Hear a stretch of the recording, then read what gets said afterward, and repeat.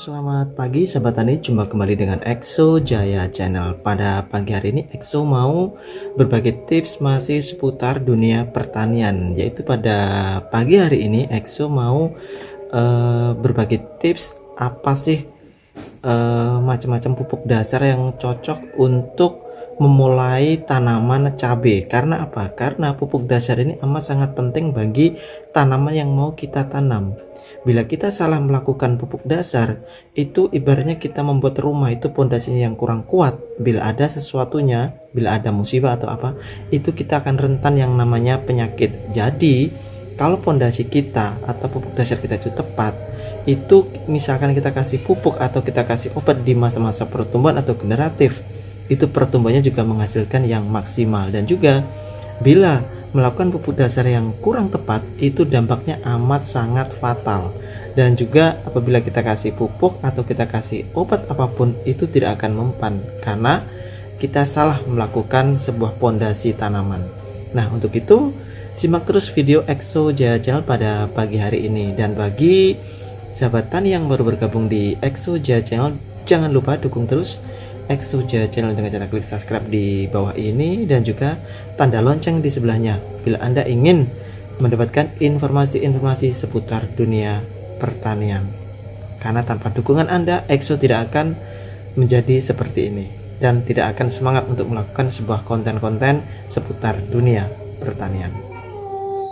Jangan lupa subscribe Exo Jaya Channel. Kamsahamnida, sarangnya. Sahabat tani, terima kasih yang sudah mendukung Exo Jaya Channel. Semoga rezekinya bertambah lancar, semakin berkah dan semakin dimudahkan segala urusannya. Langsung saja, apa sih pupuk dasar yang cocok untuk memulai dalam menanam tanaman cabai?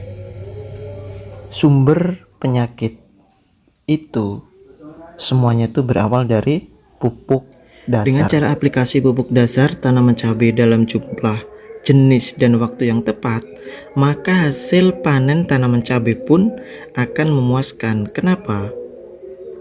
Karena tanaman cabai dari awal tumbuh subur dan sehat, itu sehingga dapat dipastikan pada saat masa-masa generatif atau tanaman cabai itu saat mau berbuah, itu bisa berbuahnya sangat lebat sesuai dengan harapan. Nah, di sini ada sekitar 4 tips cara mengolah lahan untuk tanaman cabai yang benar. Nah, pertama itu adalah dengan melakukan pengukuran pH tanah. Yang sudah dipilih harus diukur terlebih dahulu pH tanahnya. Jadi lahannya itu harus dilakukan yang namanya pengecekan pH tanah. Dengan cara apa? Ini dengan cara alat seperti ini ya sahabat tani. Nah, ini adalah alat pengukur pH tanah. Nah, di sini tanah itu yang bagus itu adalah ukurannya itu 7,0. Caranya sangat mudah sahabat tani. Alat ini juga bisa bisa kita cari di Lazada atau di tempat-tempat elektronik lainnya. Nah, ini alat ini kita tinggal kita pencet, kemudian ini kita tancapkan pada tanah, kurang lebihnya sekitar berapa ya, seginilah sahabat tani.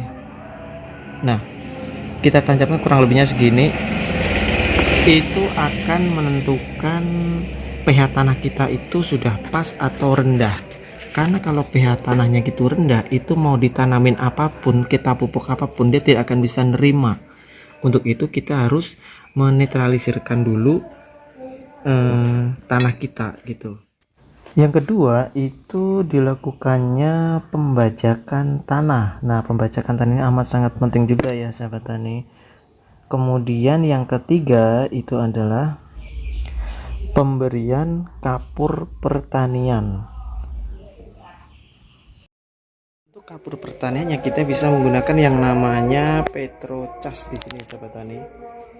Petrocas di sini ini amat sangat bagus sekali karena mengandung kalsium sulfatnya itu sekitar 86% dan SO3-nya itu sekitar 40% dari PT Petrokimia Gresik. Misalkan di sahabat tani untuk pupuk pertanian di sini Petrocas nggak ada, kita bisa menggunakan yang namanya kapur pertanian atau kapur dolomit ya. Nah seperti ini.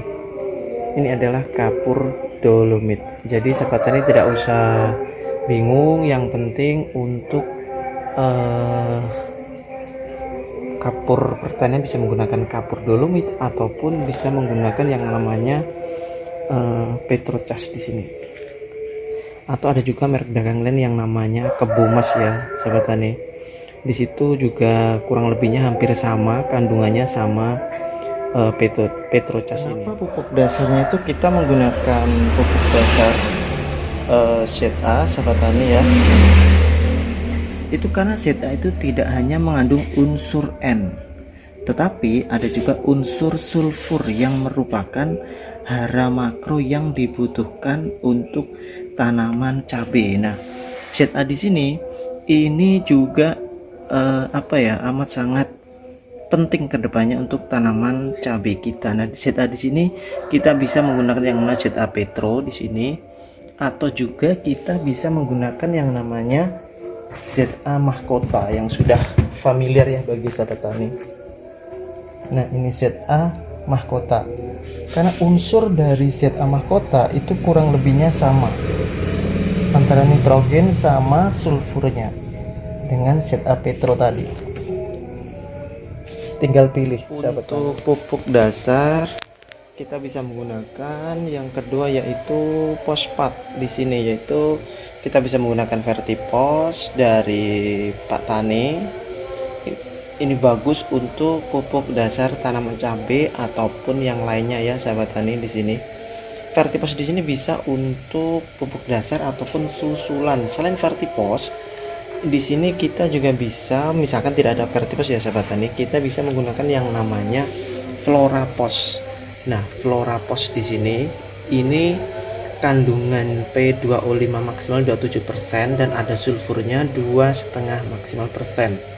Ini adalah dari PT Kusuma Dipa Nugraha. Jadi sahabat tani misalkan di tempatnya tidak ada pupuk subsidi, kita bisa menggunakan yang namanya Florapos di sini ataupun Vertipos. Kandungannya kurang lebihnya sama, cuman Vertipos sama Florapos ini lebih tinggi Florapos kandungan P2O5 nya. Tapi bila sahabat tani di rumah ada subsidi, itu bisa menggunakan yang namanya TS 36 gitu. Tapi kita juga bisa menggunakan yang namanya MPS. Itu seperti ini, kandungan fosfatnya itu 18% ya sahabat tani. Ini cocok juga untuk pupuk dasar MPS di sini. Pupuk dasar merica, padi, kelapa sawit, bawang merah, kentang, jagung, cabai, cengkeh, coklat, dan masih banyak lagi. Jadi sahabat tani tinggal memilih di sekitar tempat sahabat tani, di toko-toko pertanian terdekat ya. Ini untuk fosfatnya. Dan kenapa menyarankan harus menggunakan fosfat? Karena fosfat di sini itu dapat diikat oleh tanah, sangat kuat sehingga tidak mudah hilang karena tercuci yang namanya air. Maka dari itu fosfat di sini amat sangat penting untuk dasaran yang namanya tanaman cabai kita. Dan juga yang ketiga itu adalah kenapa kita harus menggunakan KCl. Kita bisa menggunakan KCl di sini, contohnya KCl Mahkota ya. Nah, di sini KCl Mahkota unsur haranya 60%. K2O. Misalkan KCl di sini harganya melambung tinggi, kita bisa menggunakan yang namanya NKCl dari pupuk daun emas di sini. Dan kenapa saya menyarankan menggunakan KCl itu karena KCl itu kemudian itu adalah hara penting lain yang dibutuhkan untuk pertumbuhan cabai dan harus ada dalam pupuk dasar, yaitu kalium. Sedangkan pupuk kalium itu beberapa jenis pupuk kalium atau beberapa jenis pupuk yang mengandung kalium itu seperti KCl, Ponska Plus. Ponska Plus itu seperti ini, Ponska Plus di sini warnanya putih ya sahabat tani. Ini bagus juga karena mengandung zinc dan juga sulfur, Ponska Plus. Dan juga kita bisa menggunakan yang namanya pupuk Kamas di sini. Ini juga dari Pak Tani, Kamas di sini. Nah, yang kandungannya kurang lebihnya 60,56%. Manfaat KCl untuk tanaman yaitu membuat tanaman itu lebih tahan terhadap resiko terjadinya stres serta kekeringan, karena ketika tanaman stres dan kekeringan, hal itu dapat menyebabkan tanaman itu mati sebelum menghasilkan buah. Dan solusi yang keempat, kita melakukan bedengan yang dilengkapi sama parit. Dengan begitu kita bisa yang namanya mencegah tanaman cabai menjadi kurang sehat. Karena pondasi kita kuat, dia akan kuat juga dalam menghadapi semua cuaca-cuaca ekstrim atau hama-hama yang kurang diminati oleh tanaman cabai kita. Karena kalau tanaman cabai kita itu banyak penyakitnya, otomatis pertumbuhan juga kurang bagus. Penetralan tanah tadi saya ulangi, kita bisa menggunakan yang namanya TOPS pH balance di sini, yaitu penetralisir keasaman pH tanah. Di sini berbentuk cair dari javanica. Nah, ini kemasannya 2 liter. Ini cepat sekali. Misalkan tadi kan kita bisa menggunakan kapur dolomit. Kalau tidak ada kapur dolomit, kita bisa menggunakan yang namanya top pH balancer di sini. Atau untuk pemulihan tanahnya kita bisa menggunakan yang namanya teknologi mikrobakteri atau pembenahan tanah di sini, yaitu M21 decomposer di mix dengan yang namanya Biotogro formula probiotik super. Dan juga waktu pemberian pupuk dasar itu yaitu 2 minggu sebelum tanam. Itu kita bisa menggunakan yang namanya dolomit tadi, kita campur dengan organik atau pupuk kandang tersebut. Dan juga 1 minggu sebelum tanam kita bisa menggunakan yang namanya pupuk kimia tersebut, yaitu tadi ada fosfat, ada ZA dan juga ada KCl. Oke sobat tani, untuk perbandingannya ZA, fosfat atau KCl itu paling banyak adalah ZA-nya, kemudian KCl-nya, dan paling sedikit itu adalah fosfatnya. Jadi kurang lebihnya 3:1. Perbandingannya seperti itu ya sobat tani, untuk menghasilkan pupuk dasar yang maksimal. Sobat tani, terima kasih yang sudah melihat sampai akhir video atau tips dari Exo Jaya pada pagi hari ini seputar gimana cara untuk melakukan pupuk dasar yang tepat untuk tanaman cabai. Semoga saja informasi yang Exo sampaikan pada pagi hari ini bisa bermanfaat bagi sahabat tani dimanapun berada. Bila ada yang kata yang kurang berkenan dari Exo mohon maaf yang sebesar-besarnya. Akhir kata, assalamualaikum warahmatullahi wabarakatuh. Salam petani, sukses.